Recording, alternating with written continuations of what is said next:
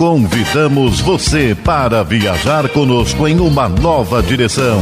Começa agora.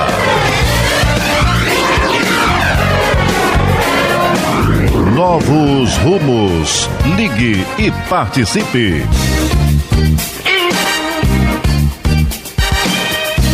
Coordenação e apresentação, Nádia do Couto Vale.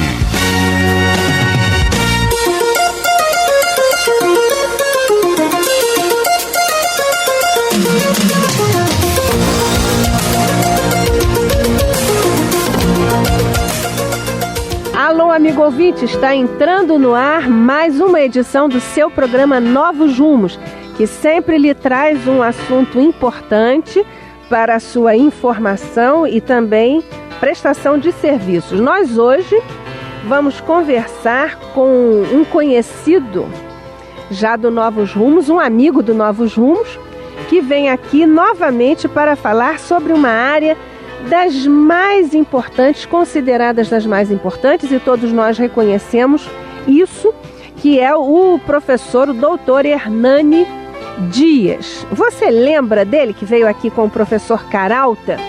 Eles falaram conosco a respeito de ecologia, de florestas, fizeram um belíssimo programa, vocês todos gostaram, e nós hoje vamos continuar com o professor Hernani Dias, e vamos falar especificamente de como é que se diz, Hernani, com um indivíduo, com uma espécie, com um gênero, com uma família? É isso que nós vamos discutir e você, ouvinte, pode, como sempre, conversar conosco e com o nosso convidado, que hoje está aqui pessoalmente para nossa alegria. É o professor Benjamin Hernani Dias, livre-docente e doutor em engenharia civil, engenheiro civil e professor titular da Escola de Engenharia da UFRJ, professor emérito da UFRJ, atuou no projeto, ele é especialista em estruturas, no projeto da Ponte Rio-Niterói, das usinas de Angra e muitas outras estruturas pesadas no Brasil, termoelétricas, pontes, Angra, centrais hidrelétricas, sistemas metroviários. Foi prefeito da Universidade Federal do Rio de Janeiro, ali no campus da Ilha do Fundão, durante 4 anos. E sabe o que ele fez lá, dentre outras grandes coisas, ouvinte? Ele criou o Parque Frei Veloso, ali na Ilha do Fundão, com 17 hectares de área, e lá ele plantou 40 mil mudas de árvores nativas do sudeste do Brasil. Que bom que você está aqui conosco outra vez, Hernani. Também contente de poder falar aqui, de participar desse programa com você, Nádia, minha velha amiga dos tempos lá da Universidade Federal de Janeiro. Mas nós vamos falar sobre as figueiras. Você perguntou sobre fico, sobre família. Vamos falar sobre biodiversidade, não é? Então vamos começar a definir bem o que é um ficus, o que é uma figueira, né? A figueira é uma árvore, né?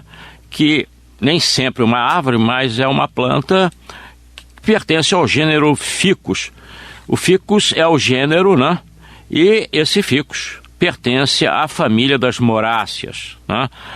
A Nádia também comentou sobre o indivíduo, quer dizer, o indivíduo é qualquer árvore que pertence ao gênero ficus.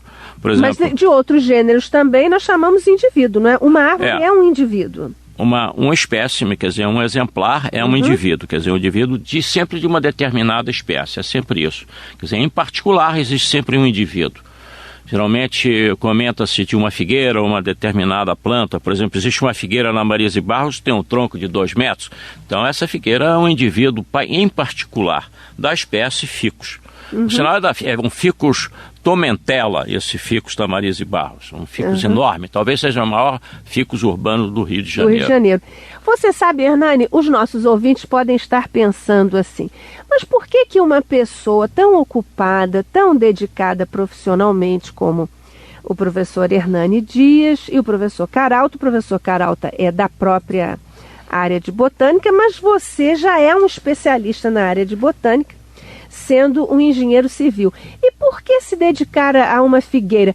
Ouvinte, por que você acha que uma figueira é assim importante? Não é? Vamos perguntar isso ao Hernani. Por que é tão importante a figueira? Bom, a pergunta de eu sendo engenheiro civil, ter gostado das figueiras é por causa dos projetos de reflorestamento que eu fiz lá na Ilha do Fundão como prefeito, né?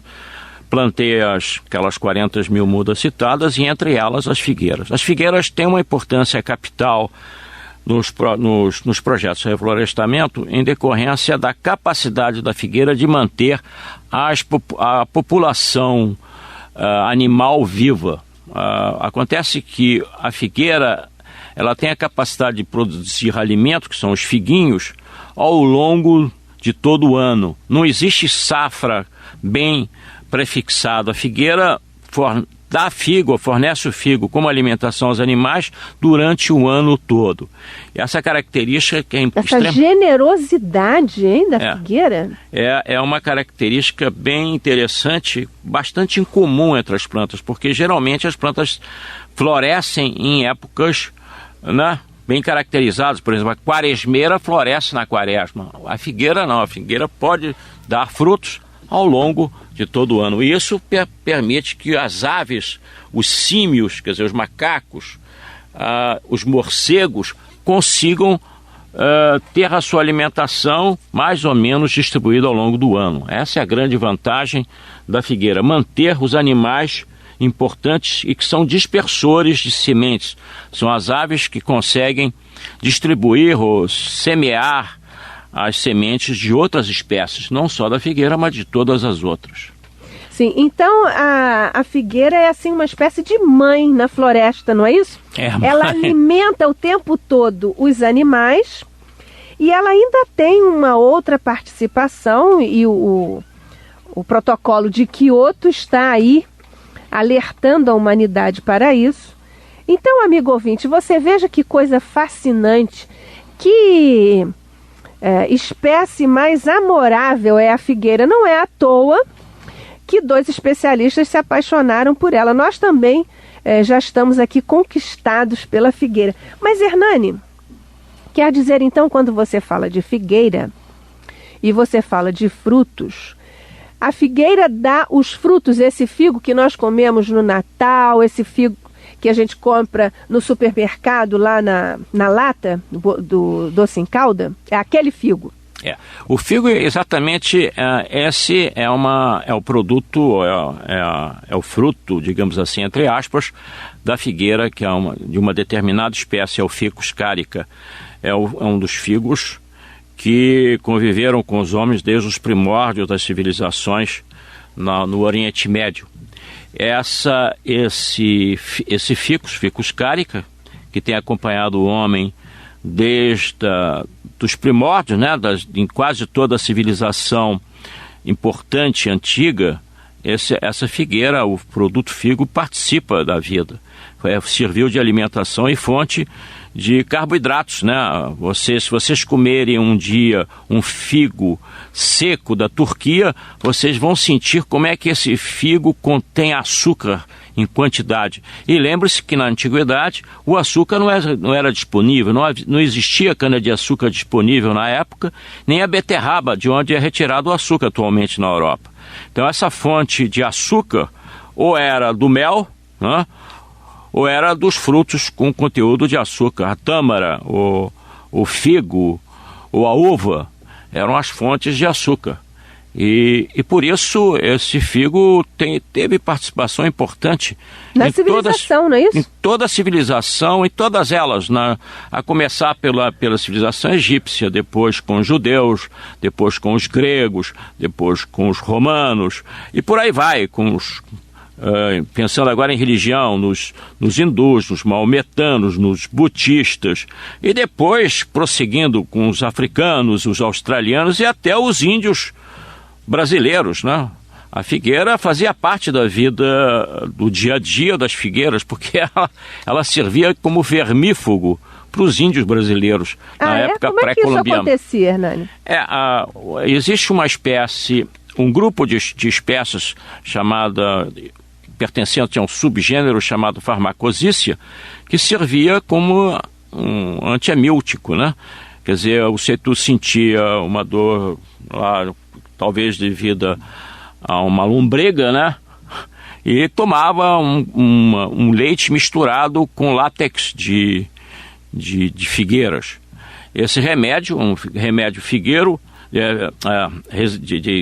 resina? De resina, não, um remédio caseiro, ele teve a sua origem com os índios que habitavam o Brasil. E essas figueiras serviu então de lombrigueiras. E daí o nome lombrigueiras para as figueiras, certas figueiras no Brasil. Essas figueiras forneciam um leite, um látex, misturado com leite, e era recomendado pelos médicos lá pelo 1600, 1500 e por aí vai no Brasil. E essa experiência, essa tradição veio com os índios, né? Os índios já tomavam esses vermífugos há séculos. Na antiguidade, também os povos usavam esse tipo de recurso da figueira, não? O figo o figo em si, o ficus carica, é citado até na Bíblia como remédio. Ele tratava de certas doenças de pele. Existe uma citação, que não me recordo qual é, em que foi aplicado numa doença de pele e esse cataplasmo de figo curou a figueira. Fruto ou figo resina? Foi o figo, porque existe uma substância no figo que tem uma ação terapêutica, né? De curar feridas. Ele tem uma ação também até a ação sobre o pigmento da pele, o figo comum, o figo carica. Isso está citado na Bíblia. É uma coisa interessante. E os estudos desse látex e também desses emplachos de figo, do fruto figo, ele é citado durante séculos, desde a Bíblia, depois em tratados médicos lá do século XIX, século XVIII, há sempre citações do figo como uma espécie de remédio. De remédio, né? E atualmente você sabe se ainda é usado ou não? Bom, foi investigado a ação do látex contra eumintos. O problema dessa eumintos? Eumintos são vermes, né? Uhum. E essa ação terapêutica tem problemas, porque se for ingerido sem cuidados, o figo tem uma resina que é similar a uma resina que destrói as cadeias dos alimentos. Então, pode até provocar hemorragias internas. Então, não se pode tomar o figo atualmente sem certos cuidados médicos, com uma dosagem correta, para que ele ataque, então, os vermes, né? Que é uma ação conhecida e tratada na literatura médica com uma certa frequência. Hernani, muitas pessoas, e você aí está se referindo à figueira como uma árvore mesmo, né? O ficus é uma árvore. Mas até é corrente, é uso corrente nós falarmos em ficus como uma espécie de era. Aquilo é mesmo ficus, é uma variação, é da mesma família? Bom, o que acontece com o gênero ficus é que ele abrange vários tipos de formas biológicas. Normalmente, no Brasil, o ficus é constituído por uma árvore. Mas na Ásia, por exemplo, existem casos de figueiras que são trepadeiras. Por exemplo, a falsaera no Brasil, que é muito usada, praticamente é a planta usada aqui no Rio de Janeiro para cobrir paredes. Essa pequena era que vai crescendo com uma violência enorme e acaba cobrindo uma parede vertical e mesmo horizontal por debaixo, uma face inferior lhe cobre, é uma figueira, é o Ficus pumila, chamado pumila em latim significa anão. Quer dizer, Ficus pumila significa figueira anã. Então, agora, esse não dá fruto, não dá figo. Fruto, também dá figo. Quer dizer que a gente corre o risco de repente, ver assim, na superfície da parede coberta Pode ocorrer. O que acontece é o seguinte, se essa parede, se essa vegetação sobre a parede for sempre podada, e é que é o usual, a figueira não consegue produzir figos. Mas quando há um abandono de uma residência e aí a parede recoberta dessa falsa-era, começa essa planta a sair da superfície da parede, formando galhos. Nesse caso, as folhas começam a aumentar e a produção, então, de figos. Os figos devem ter cerca de 5, 6 centímetros de comprimento e são verdes, né? E dizem até que são comestíveis. Eu nunca comi, mas dizem até que são comestíveis quando maduros. É um figo verde. Quer dizer que não dá quando ela é mutilada, não é? Não, quando ela é podada, ela não dá. Quer dizer, normalmente... Eu já usei uma palavra radical, mutilada. Hernani, mas olha, ouvinte, nós temos muitas coisas para aprender sobre figueiras. Eu vou deixar aqui, porque daqui a pouco o Hernani vai responder, mas só para você ir pensando. Você conhece alguma figueira? Porque as figueiras são muito frequentes no Brasil, não é, Hernani? Talvez seja uma das plantas mais cultivadas, mais frequentes e plantadas em toda a cidade brasileira. Existe plantação de figueira. Pois é, ouvinte, então você certamente já esbarrou com uma figueira, mais de uma, com várias figueiras, e não está sabendo que ela é esta amiga, não é? Esta benemérita da saúde, digamos, decoração, do conforto e também do meio ambiente. Amigo ouvinte, aos poucos nós vamos aqui falando sobre o livro que o professor Hernani Dias lançou com o professor Caralta. E a foto aqui é uma foto grandiosa, maravilhosa, de uma figueira lindíssima. É em Goiás, não é? Não, essa aí é na estrada de Petrópolis a Teresópolis, é o figo organensis. Essa aqui nós podemos ir lá ver. Podemos, fica do lado da estrada entre Petrópolis a Teresópolis. É uma figueira imensa. Pois ela é lindíssima, sabe, ouvinte? A capa do livro é lindíssima. Você vai ver quando for às livrarias para você comprar. E essa figueira, inclusive, o convite para o lançamento do livro... É a reprodução dessa capa, né? Aliás, Hernani, eu vou colocar isso num quadro, hein? O convite vou colocar no quadro lá na minha casa. Uhum. Bem, mas então vamos falar sobre um outro benefício da figueira. Pois, ouvinte, você sabe que existe um mecanismo da natureza, não é? Um processo natural que é o de fotossíntese, não é, Hernani? O processo de fotossíntese resulta na absorção do gás carbônico que nós respiramos, quer dizer, nós inalamos, mas nós não absorvemos esse gás, que é o CO2. O CO2 existe na atmosfera. O que acontece... Mas ele é nocivo, precisamos... ele tem uma taxa que tem que ser mantida baixa. O problema do CO2... Como vocês sabem, talvez tenham ouvido falar no efeito estufa, o que acontece é que quando nós queimamos esses combustíveis fósseis, gasolina, óleo diesel, carvão, ele, ao ser queimado, o carbono é transformado, combina-se com oxigênio e se transforma em CO2. E o CO2 aumenta a concentração desse gás na atmosfera. Ao aumentar a concentração, a atmosfera funciona como uma estufa.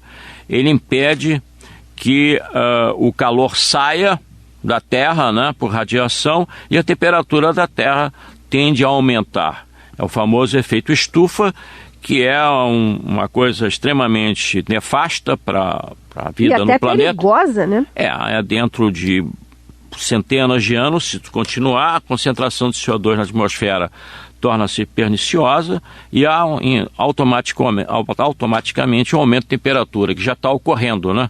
Já está havendo degelo das geleiras nos polos, os corais estão sendo destruídos pelo aumento de temperatura do mar, e daqui a pouco, daqui a 100, 200, 300 anos, nós podemos ter até uma inundação das cidades litorâneas brasileiras. Quer dizer, com o aumento da temperatura, há um aumento correspondente do nível médio do mar e toda essa área litorânea do Brasil vai acabar sendo inundada, isso durante 200, 300, 400 anos.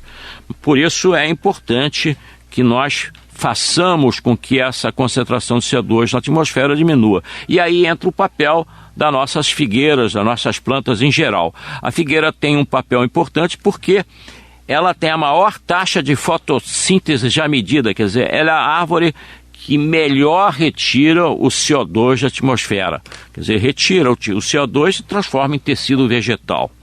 Então, isso chama-se, que é citado nos documentos do protocolo de Kyoto como sequestro, né? Sequestro é uma retirada do CO2 da atmosfera. Quer dizer, o Brasil, com essa enorme quantidade de florestas que temos, o Brasil tem a capacidade, através das suas florestas, de retirar o CO2. O que os outros povos vão consumir queimando o combustível, as nossas florestas vão lá e retiram de novo o CO2. Então, por causa disso que as florestas têm que ser mantidas com seriedade, com um programa sério, para que esse processo possa continuar, quer dizer, para que a temperatura do nosso planeta não atinja níveis indesejáveis. Isso, até o final do programa nós vamos conversar sobre como educar os habitantes de uma região para manter o ecossistema preservado. Se você quiser emendar agora, Hernani, você já pode falar sobre isso, mas nós ainda vamos voltar às figueiras. Claro. O problema dos nossos ecossistemas, eu acabo de vir de uma viagem que eu fiz ao Aparados da Serra, um parque belíssimo no Rio Grande do Sul e em Santa Catarina. E já vamos dizer que a minissérie, que já não é mini, é macro-série, né, da Rede Globo, A Casa das Sete Mulheres, né, teve as locações, né, externas, claro, lá no Parque Aparados da Serra, aquela coisa lindíssima. Você esteve lá agora, né, Hernani? Eu estive lá agora, mas de qualquer forma é preciso atentar ao seguinte: cada ecossistema brasileiro, ele tem o seu conjunto de organismos que vivem naquele sistema. São animais, plantas, são plantas inferiores, quer dizer, plantas inferiores são os musgos, os líquens, as algas. Tudo isso trabalha em conjunto para manter um sistema adequado, uma espécie de um sistema vivo, peculiar a cada local. Por exemplo, nós temos a nossa floresta amazônica, a floresta, a Mata Atlântica, nós temos a Caatinga, nós temos o Pantanal, nós temos os Pampas, nós temos as florestas de araucária no Rio Grande do Sul, Paraná e Santa Catarina. E o importante na preservação desses locais é que o povo saiba que não se pode plantar árvores que não pertençam a esse sistema, ou colocar animais que não pertencem a esse ecossistema. Por exemplo, em Noronha foram introduzidas cabras, e as cabras destruíram a vegetação de Fernando Noronha. Na ilha de Trindade, idem. Foram colocados lagartos, por exemplo, em Trindade, e acaba que os lagartos comem os ovos das aves que vão fazer ninho nessas ilhas. Então, a introdução de organismos alheios ao ecossistema sempre é um problema. E o difícil de tudo é explicar a uma comunidade o que ela tem que introduzir, ou refazer, ou replantar. Não é qualquer espécie que serve para ser replantada. Há espécies que não são adequadas ao ecossistema. Por exemplo, aqui no sul do Brasil, no Brasil, na Zona Sul, o pessoal planta várias árvores, por exemplo, a terminália catapa, a mandoeira, que não é uma árvore brasileira. O que faz com essa árvore? Ela impede o crescimento dos mangues. Ela é extremamente virulenta, né? Ela tem uma copa, cresce com uma rapidez tremenda e evita, então, faz com que as plantas do ecossistema natural possam se desenvolver.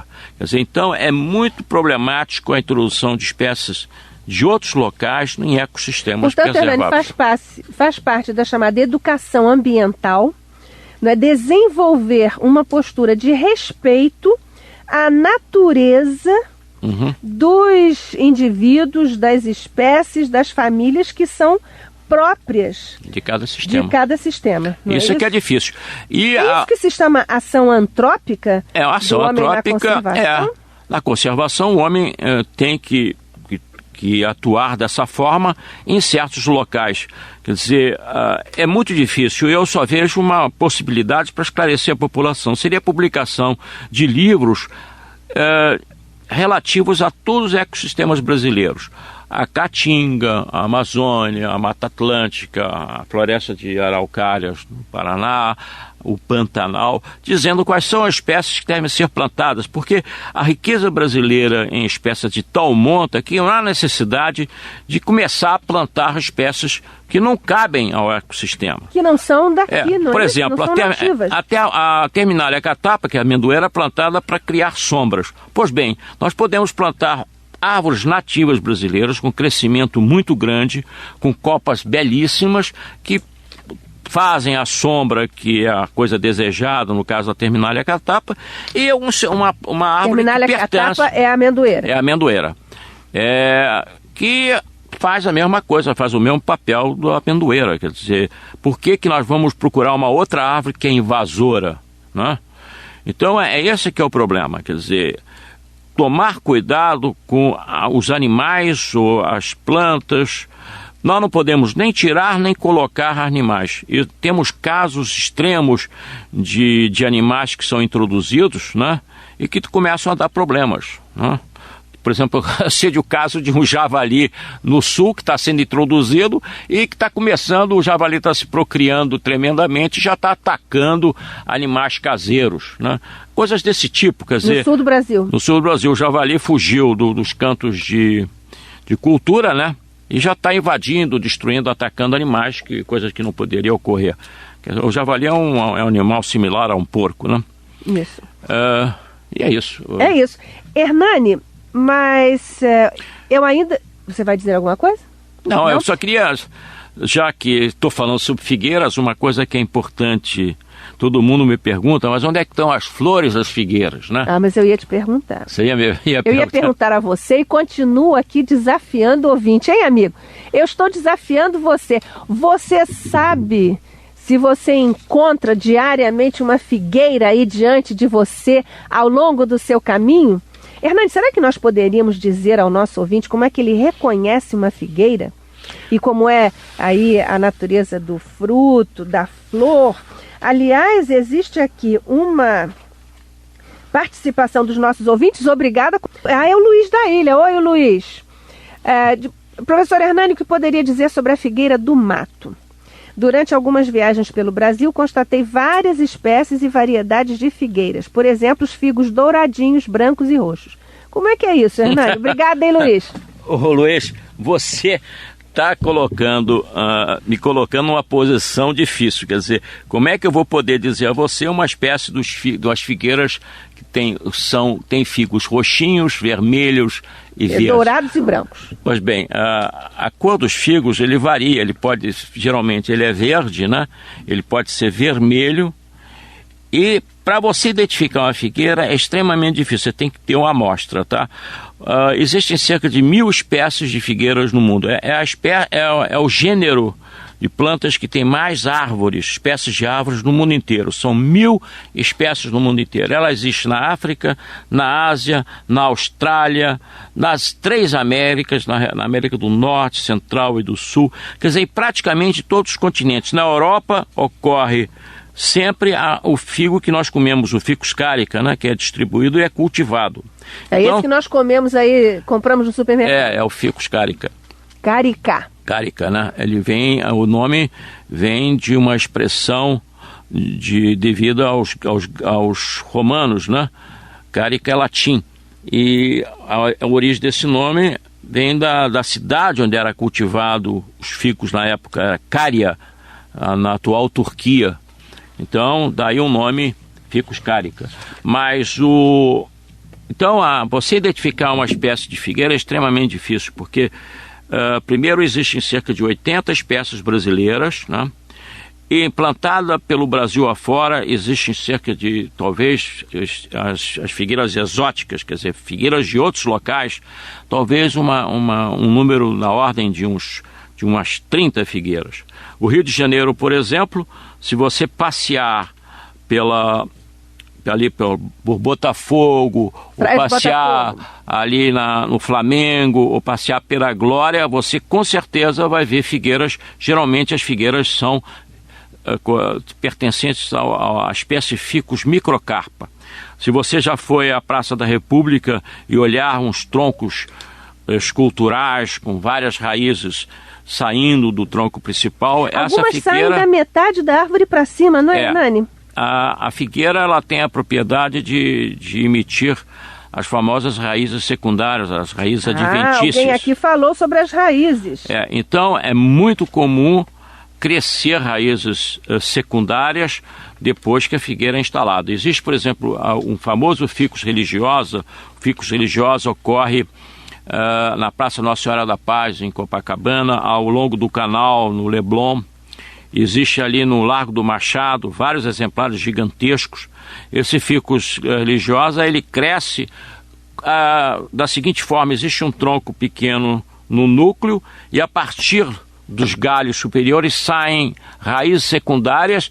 As raízes secundárias vão percorrendo o tronco principal e o tronco vai sendo aumentado pelo acréscimo ao tronco de raízes secundárias. Então vocês veem aqueles blocos de raízes secundárias aumentando cada vez, vão aumentando mais.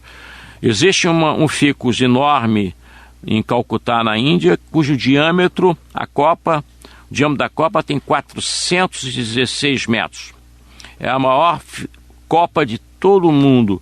São centenas de raízes secundárias que vão apoiando e a árvore vai crescendo no sentido diametral, né? Agora, no Brasil nós também temos uma grande, não é, Hernani? Qual é a maior do Brasil? A maior figueira urbana que nós conhecemos é um Ficus microcarpum, um ficus asiático, que existe na Praça 15 de Novembro, em Florianópolis. Eu, quando fiz a viagem agora ao sul, parei em Florianópolis especificamente para fotografar essa figueira. Uma figueira com um diâmetro de 44 metros. Os galhos horizontais são tão longos que a prefeitura é obrigada a botar suportes de aço. Existem tubos de aço, digamos assim, cada 10 metros, para suportar aquelas dezenas de galhos que avançam num raio de 22 metros. Né? O diâmetro é uns 40 metros, o raio é de 20 metros. Isso. Então, é necessário apoiar com barras de aço. Isso. Olha, nós estamos indo para o nosso intervalo. Gilson de Duque de Caxias, acho que a sua pergunta já está pelo menos parcialmente respondida, porque ele está querendo saber se a figueira é aconselhável ter no quintal, porque dizem que as raízes são perigosas. Isso eu posso responder com mais cuidado. Se você conhece alguma lenda a respeito da figueira. Conhece sim, Gilson. Nós vamos falar sobre isso depois do nosso intervalo. Aguarde aí. E vocês também, que já nos ligaram, também vão conversar agora com o Hernani, que vai responder a todas as participações. Até já, amigo ouvinte. Continue participando. Está no ar. Novos rumos.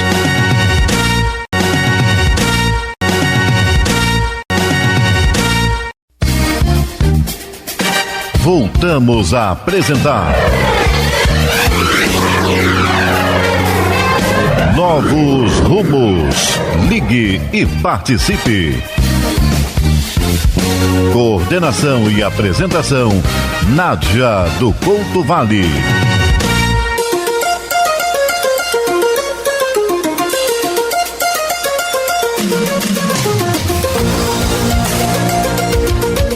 Amigo ouvinte, nós estamos de volta para continuar a nossa conversa sobre figueiras no Brasil.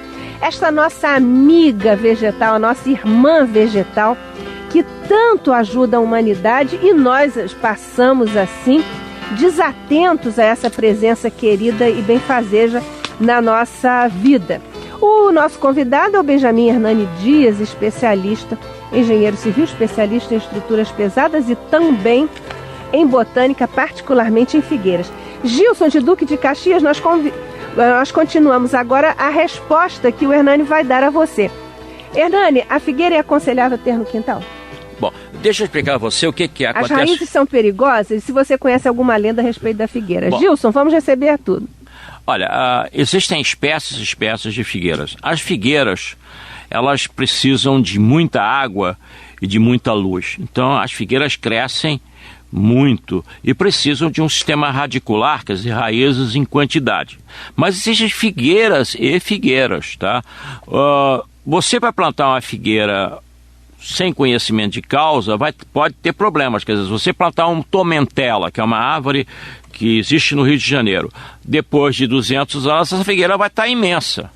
Então, quando você for plantar uma figueira perto de uma casa, você tem que conhecer qual é a figueira que deve ser plantada. Por exemplo, uma figueira pequena, embora possa parecer estranho, é uma figueira chamada ficus enormes. Enormes porque a figueira tinha 1000 anos de idade. Hernani, eu acho que eu a vi, eu gostei muito dela. E essa é uma figueira...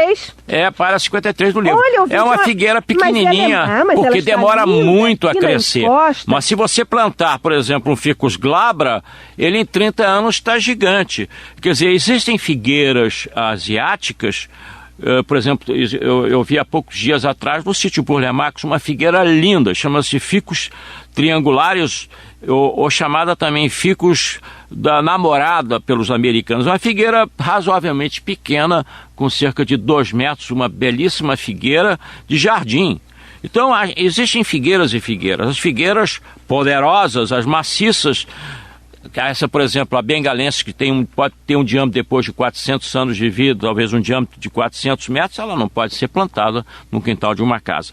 Mas uma figueira, tipo um ficus clusifolia, um ficus lindo brasileiro, você pode plantar sem maiores problemas. Quer dizer, tem que escolher a espécie. Então, deveria ter um aconselhamento técnico para você não ter problemas no futuro com a figueira. Isso, sabe, está, ouvinte, na página 53. Eu já tinha adorado aqui, e aliás está em tons dourados, não é? Aqui a encosta está lindíssima, e aqui existe, para cada tipo, amigo ouvinte, existe todo o histórico e onde é que ela está, e Hernani fotografou isso aqui, porque foi o Hernani que fotografou toda a beleza do livro. Ele, aliás, até inventou, ele nem gosta que se diga muito isso, mas ele inventou um processo especial de fotografia botânica que não tem paralelo na literatura botânica em todos os livros já publicados até hoje. Então vamos seguir. Talvez seja um pouco de exagero, mas não a verdade é que eu tentei fotografar e mostrar a figueira de modo a que a pessoa, ou leigo no assunto, pudesse olhar a fotografia e colocar do lado um ramo, e ao mesmo tempo, comparando com a fotografia, já que a fotografia está na escala de 1:1, está na escala real, pudesse identificar qual é a espécie, ou determinar, como se diz, determinar a espécie da figueira. Então foi isso que eu fiz. Isso, as raízes são perigosas? As raízes são perigosas dependendo do tipo da figueira. Agora, a lenda, você conhece alguma lenda a respeito? A lenda é que a figueira, ela pode ser o que eles chamam de mata-pau. O que acontece é o seguinte, é um processo extremamente interessante. Isso, quem for lá no Jardim Botânico, a primeira coisa que o guia mostra é uma figueira se enrolando numa outra árvore. E daí o nome mata-pau. Mata-pau é uma designação geral de figueiras, e ela diz o seguinte, que a figueira tem a tendência de ser epífita. Epífita é o seguinte, como é que a figueira vai se reproduzir? Geralmente a ave, né? Ou o símio, ou o morcego, ou o macaco, come a semente, o figo, e a semente não é digerida. Então ele excreta isso em vários locais. Em alguns locais pode ocorrer que essa excreção caia numa axila de uma folha ou numa bifurcação de um galho de uma árvore. Axila de uma folha? Axila de uma palmeira é o seguinte, a axila se expressa o braço levantado, isso. Então a figueira nasceria, digamos, na axila do braço. Tá certo. Então, por quê? Porque ali está protegido, ali tem bastante humus e tem água, então a figueira nasceria dali, quer dizer, mas ela não é, ela em princípio ela usa a árvore hospedeira como apoio. O que ela está interessada é luz. Então ela procura luz. Então ela procura luz crescendo na copa de uma árvore. Aí daquele ponto desce então as raízes para a procura da água no solo. Durante esse processo da procura não acontece nada com a árvore hospedeira, mas depois que a figueira atinge o solo, ela começa a sugar água e retira a água da árvore hospedeira e acaba matando. Mas essa competição, ela é um processo natural de competição entre espécies, é coisa comum. Mas a figueira não é uma espécie invasora, quer dizer, dificilmente você vai ver matas de figueiras ou florestas de figueiras. Você vê uma figueira aqui, depois de 100 metros vai ver outra, quer dizer, ela não é uma espécie invasora como a amendoeira, por exemplo, né? Então, existem espécies que são invasoras, elas começam a dominar a vegetação e se tornam a única espécie viva. Elas expulsam as outras. Elas matam as outras. Agora, dizem, não é, Hernani, que Alexandre Magno acampou sobre a copa de uma figueira? Isso é verdade? O que acontece é o seguinte, isso é uma história, existem várias lendas sobre esse assunto. Dizem que existiu uma figueira imensa, né? Talvez um bengalensis, né? Com uma copa tremenda. Os exércitos daquela época não era exército de milhões de pessoas, eram talvez exército de 5 mil pessoas. É bem verdade que se você pegar uma figueira com uma copa imensa, você pode colocar todo o exército da época debaixo da figueira. Mas será que 1000 cabem sobre uma copa? Não, a figueira, imagine só um diâmetro de 400 metros. 16 metros que tem lá no Jardim Botânico de Calcutá. 400 metros de diâmetro, você pode imaginar quantas pessoas poderiam caber debaixo dessa copa. Quer dizer, então eu acho pertinente isso, né? Então essas histórias, essas lendas das figueiras são enormes, são em grande número. Sabe o que eu acho lindo, Hernani? É que a figueira é um abraço vegetal no reino mineral. Não é? Eu já vi algumas figueiras abraçando, amigo ouvinte, uma pedra, um pedregulho. A figueira, ela tem uma característica interessante, ela pode crescer sob pedras. Isso talvez seja resultado da forma de propagação delas, né? Elas crescem sobre as árvores e podem crescer também sobre pedras. E é interessante isso, existem vários exemplos de crescimento de figueiras sobre pedras. Existe, por exemplo, em Bom Jesus da Lapa, do lado do Rio São Francisco, uma montanha, né? Que é a Lapa, né, onde está a gruta e existe um templo ali religioso, né, Bom Jesus da Lapa. Essas figueiras crescem entre rochas, né? É uma coisa quase inacreditável como é que elas conseguem retirar a água daquele solo, né? Na Serra da Caneca Fina, ali na Serra dos Órgãos, também existem exemplares que abraçam as pedras. É comum se vocês notarem todo um muro de pedra no Rio de Janeiro, que tem muros formados por blocos de pedra. Se vocês notarem bem, vocês vão sempre encontrar figueiras crescendo nesses muros de pedras. Isso ocorre o seguinte, as formigas pegam a semente, elas carregam a semente para o formigueiro e algumas vezes, caminhando entre as pedras, elas deixam as sementes nas frestas das rochas e dali crescem figueiras. E o processo é interessante, a figueira cresce, daqui a pouco desce umas raízes, procura água no solo logo abaixo e daqui a pouco tem uma figueira incrustada no muro de pedra. Muro. Olha, eu acho que você está respondendo ao Marcelo Schultz de Caxias. Obrigada, Marcelo. Se uma ramagem que sobe sobre os muros de folhagem pequena é uma figueira, pode ser. Esse é o Ficus fumila, deve ser aquela figueira que eu comentei, quer dizer, é um figo que está crescendo sobre um muro. Essa folhinha de cerca de 2 centímetros com ramificações poderosas, são grossas, da ordem de 5 milímetros, são lenhosas, né? Uhum. Isso aí são figueiras, é o Ficus pumila, é muito plantado esse ficus no Rio de Janeiro. Isso, o Marcelo Schultz está parabenizando o programa e acha que eles todos está excelente. Obrigada, Marcelo. Continue conosco. Lima do Meyer. Professor Hernani, sobre a política que vem sendo praticada pelo IBAMA no Alto da Boa Vista, o parque, de matar todas as jaqueiras, isso é correto? Ou há uma razão para a eliminação dessas jaqueiras? O Alto da Boa Vista talvez você esteja falando da Floresta da Tijuca. Esse é um problema de educação ambiental. O que acontece é o seguinte, a Floresta da Tijuca foi plantado pelo Major Archer na época, e ele plantou várias espécies das quais ele tinha mudas, né? Ele plantou, os morros dali da Floresta da Tijuca foram plantados, ele e uma turma de escravos, né? Talvez uns 20 ou 30, não foi um número grande. E ele plantou com mudas locais, nativas, e as mudas que existiam também de jaqueiras. Acontece que a jaqueira é uma ave asiática e o parque é um parque nacional. E aí é que está o problema, quer dizer, a jaqueira é uma árvore boa, quer dizer, é uma amorácea, é uma ave que produz a jaca, mas ela não pertence às espécies nativas brasileiras, então ela ocupa o lugar. Eu não sei se esse programa que vai acontecer, o que se faz nesse caso é deixar a árvore morrendo por si só e substituir essas árvores exóticas por outras árvores, quer dizer, mais importantes. A jaqueira é uma árvore asiática. Agora, nós vamos falar um pouquinho sobre algumas historiezinhas, não é? Ou a inserção da figueira na história da humanidade. Ô, amigo ouvinte, você acha que a Eva se cobriu com o quê? Não é? Nós sempre achamos que é a folha de parreira, Hernani, mas não é da parreira, não é? Quando Eva e o Adão se viram nus, né?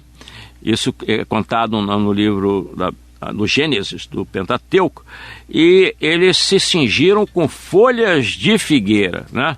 Não foi folhas de parreira, quer dizer, existem várias pinturas de artistas mostrando folhas de parreira. É bem verdade que a folha de parreira parece com a folha da figueira, mas o modelo usado foi talvez errôneo e a folha tem que ser folha de figueira, né? Isso é a história. Por sinal, é a primeira citação de uma planta na Bíblia. Além da planta da qual a Eva comeu, a planta do fruto proibido, da qual não se sabe qual é a espécie, mas quando Adão e Eva se vestiram com folhas de figueiras, foi com a espécie da figueira. E por sinal é uma coisa interessante, os índios brasileiros também se vestiam com cascas de figueiras, não com folhas de figueiras, mas com cascas de figueiras brasileiras nativas. Isso é usual, era usual. É usual em algumas civilizações usar a figueira como vestimenta. Isso. Agora, você já mencionou no início do programa, Hernani, os egípcios, judeus, gregos, romanos, hindus, budistas, maometanos, todos eles têm uma relação estreita com a figueira. Nós temos poucos minutos ainda para o programa, mas em cada civilização importante dessas antigas, todas elas, a figueira teve uma importância capital. No caso da Bíblia, que relata a experiência da civilização judaica na Palestina, o figo é considerado sagrado. Isso porque Deus prometeu a terra prometida aos judeus, né? Então ele comentou que aqui era a terra de muitos rios, onde se cultivavam o trigo, a cevada, a oliva, o romã, a tâmara, a uva e o figo, né? Então o figo é um desses 7 alimentos citados aqui, quer dizer, então o figo aqui toma um papel importante, um papel religioso, porque foi o alimento citado na Bíblia por Deus, né? Em Roma é citado também que Rômulus e Remus são os fundadores, a lenda conta isso, os 2 fundadores de Roma. Quando crianças, eles foram vistos no local onde seria o Fórum Romano, mamando numa loba. E eles estavam debaixo de uma figueira também. Esse ficus, inclusive, tornou-se famoso e foi mantido durante anos, séculos, na Roma Imperial. E o nome desse ficus chama-se Ficus ruminalis, em homenagem à deusa Rúmina, que era a deusa da amamentação. E por aí vai, quer dizer... Olha, o Osmar do Meira está querendo saber se você sabe por que Jesus amaldiçoou a figueira. E a Leila do Riachuelo está dizendo que existe a figueira de Nazaré, mencionada no livro Maria de Nazaré, psicografia do João Nunes Maia, através do Espírito Miramês. O que você tem alguma coisa a dizer a respeito? O que acontece que é citado realmente na Um abraço na para você, Bíblia, Osmar, para você também, Leila. aconteceu é que a figueira, por ser uma árvore de uma alimentação importantíssima, Jesus constatou que uma dessas figueiras não estava dando figo, né? Então ele comentou e amaldiçoou aquela figueira em particular, né? Porque no instante em que ele a viu, a figueira não estava produzindo figos. Quer dizer, como é que era tratada a figueira? A figueira tinha obrigação de ter figos. Pô, você vê a importância que tinha isso para aquele povo daquela época, né? Sobre essas figueiras da Terra Santa, existem várias lendas, inclusive sempre mostram figueiras, relatando que são figueiras famosas. Isso é talvez difícil de constatar, né? Mas há várias dessas figueiras antiquíssimas na Terra Santa, né? A figueira em si, por exemplo, no Egito, ela era considerada uma figueira quase sagrada. Existia uma deusa chamada Hadret, também haviam outras, né? Ísis, que eram representadas nos muros dos sarcófagos pelo ficus bengalém, pelo ficus sicomoros, que é o sicômoro, citado na Bíblia também. O sicômoro é citado na Bíblia. Isso é aquele, amigo ouvinte, no qual o Zaqueu subiu quando quis ir ao encontro de Jesus, e Jesus vinha pela estrada, não é, seguido de uma multidão, e então Zaqueu subiu ao sicômoro, que é uma figueira. É uma figueira africana. Essa figueira, ela é uma das mais antigas e empregadas pelo homem. A madeira, talvez por ser representante de uma deusa, eles usavam a madeira do sicômoro como a madeira típica dos sarcófagos, né? Era uma espécie de uma indicação que a madeira devia acompanhar a alma e o corpo do falecido. Bom, isso. Além disso, o tempo está correndo, o tempo está correndo. O Gilson está querendo que você repita o nome da figueira, mas eu já... Ficus pumila, é o ficus pumila. O ficus pumila é o ficus que cresce nos muros. Pumila é anão em latim. Isso. O Robson de Miguel Couto quer saber se você tem algum livro para orientá-lo para saber a respeito de bonsai. Bonsai, existem vários livros, e inclusive a figueira é citada como a planta. Ficus microcarpa, por exemplo, é muito plantado como bonsai. Eu tenho vários livros, mas eu não sei o nome de cor desses livros, né? Uhum. E as figueiras são muito usadas como bonsai. Sim. As figueiras asiáticas. Não é? O Luiz da Ilha, segunda participação, obrigada. Nós estamos sobre o tempo. Jorge Luiz, Engenhoca, Niterói, obrigada. Vilma Lúcia, de Nova Iguaçu, obrigada. E a você também, Hernani Dias, especialista em botânicas, lançou com o professor Caralta um livro lindo, amigo ouvinte, que você precisa conhecer e comprar. Figueiras no Brasil, edição da Universidade Federal do Rio de Janeiro, que está à venda em todas as livrarias, não é? Hernani Dias, muito obrigada. Obrigada também a você, amigo ouvinte, por ter estado aqui conosco, aprendendo tanto sobre a nossa irmã vegetal, a figueira. Um abraço para você, tenha uma linda semana e até o nosso próximo encontro, se Deus quiser.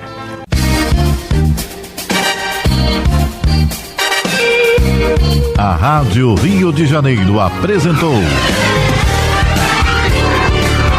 Novos Rumos.